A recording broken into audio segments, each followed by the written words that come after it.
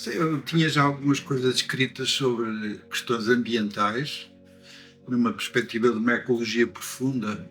E então o que aconteceu foi que eu estive fora durante algum tempo, no Brasil, e comecei a reunir pequenos textos que já tinha escrito, mas que estavam por publicar. Enfim, foi tomando forma, e nessa altura, como eu consegui aquele apoio da DG Artes para este projeto, portanto, o projeto tem o apoio da DG Artes, eu depois trabalhei sobre esse conjunto de textos, que já tinha, não todos, mas uma parte deles, e construí esse livro dessa maneira.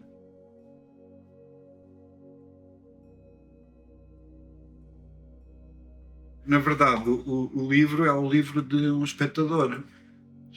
Ou seja, é alguém que tem estado atento àquilo que é feito, sobretudo nas artes performativas e especialmente na dança.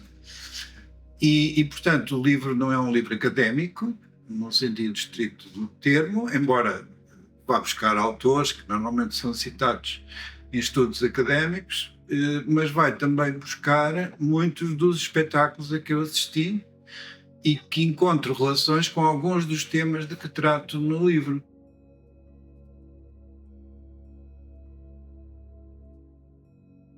O que o livro tem como ideia, digamos, orientadora, não é exatamente uma ideia minha, tem sido trabalhado por diversos autores. Um deles, por exemplo, é o Félix Guattari, enfim, que é um filósofo que falou justamente nas três ecologias, quer dizer, a ecologia ambiental, a ecologia social e a ecologia das subjetividades. E, portanto, muitas vezes, hoje, quando falamos em ecologia, falamos em crise ambiental, portanto, circunscrevemos a questão à crise ambiental. Pois bem, o Guattari mostra, e eu tento seguir esse caminho também, que o pensamento sobre a ecologia e a ação, as ações ecológicas, digamos assim, deverão ter em consideração estes três planos, porque agir só sobre um, sem considerar os outros, é falhar, digamos assim. E o livro tenta pensar isso e passar isso para o leitor.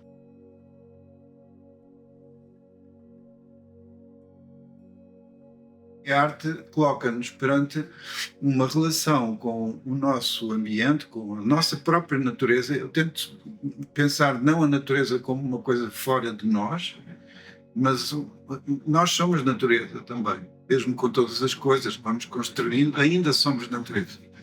E, portanto, o que me parece que a arte, especialmente a dança, que trabalha com o corpo, nos coloca é justamente essa consciência de sermos parte de um todo.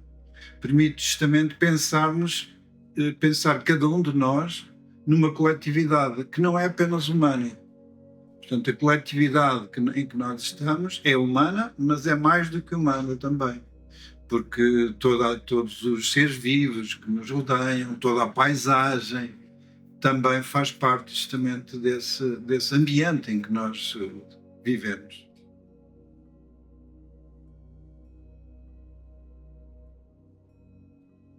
Mas aquilo que de repente surgiu foi, primeiro, essas três partes, que são as três partes iniciais, que é aquilo que eu considero que são existências, aquilo que existe, quer dizer, que é, por assim dizer, que é por si só, que prescindiria do ser humano, quer dizer, não precisava de estar o ser humano para que essas coisas existissem, que são as florestas.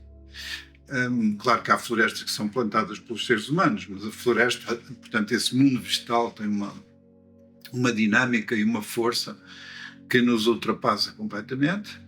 São os oceanos, quer dizer, e os oceanos, eu aí prefiro falar em plâncton e baleias e tal, mas poderia ser os oceanos no seu conjunto.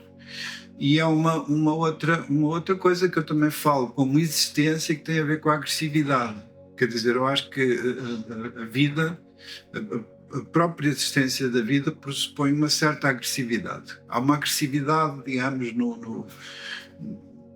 por exemplo, entre os animais, isso vê-se justamente. Agora, o que eu coloco, por exemplo, nessa existência da agressividade é o problema da violência em que os humanos transformam a agressividade natural. Depois há um conjunto de desafios que eu coloco não é? Que tem a ver com como é que nós transformamos as coisas, como é que nós transportamos as coisas, sejam ideias, sejam projetos, como é que os transportamos. E há também um problema que eu acho que é pouco. Agora já há mais gente que fala nele, mas que é o problema do dormir e, sobretudo, o sonhar. Que espaço é que nós reservamos para o sonhar?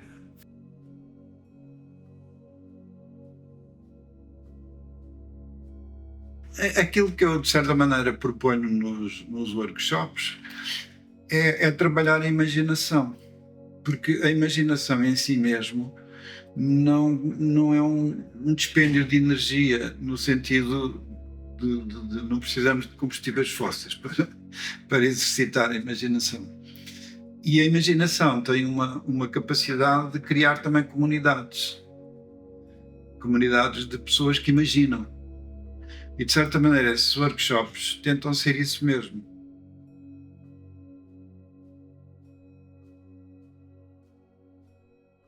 Na verdade, eu acho que toda a criação artística acaba por ser uma criação coletiva.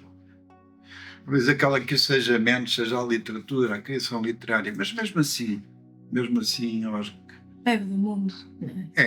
eu acho que é sempre uma criação, são criações coletivas, no sentido em que em que todo o objeto que é criado é uma espécie de superfície de rebatimento, não apenas da vida de cada pessoa, do autor, mas é um rebatimento de todo um contexto que é habitado por outras pessoas.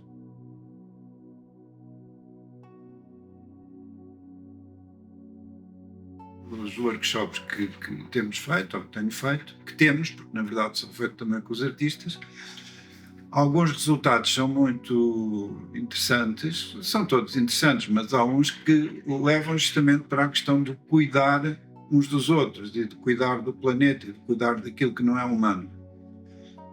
E isso vê-se como nesses workshops. Os workshops têm terminado com a distribuição de um postal para que os participantes do workshop possam preencher o postal e enviá-lo para alguém, que pode ser para si próprios. Portanto, esses postais vão ser enviados para as pessoas e, só para dar um exemplo, há um postal muito bonito que foi feito por uma criança talvez de 6 ou 7 anos, que tem uma árvore, e a árvore, em vez de frutos, tem corações. E esses corações caem da árvore na terra. Portanto, o que ela imagina que é preciso fazer, essa planta que ela imagina que é urgente criar, é uma árvore de corações.